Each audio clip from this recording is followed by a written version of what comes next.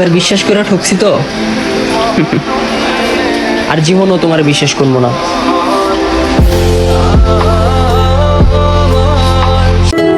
তারে নিয়া বন্ধুদের সামনে অনেক অহংকার করতাম, সে আমার অনেক কেয়ার করে। এখন সে চলে যাওয়ার পর আমি বন্ধুদের সামনে যাইতে পারি না, তারা আমারে নিয়ে হাসাহাসি করে। যাইবা তুমি পরের ঘরে আমারে একা করে। আমার কাছে সেই হচ্ছে সবচেয়ে দামি, আর তার কাছে যার কোনো দাম নাই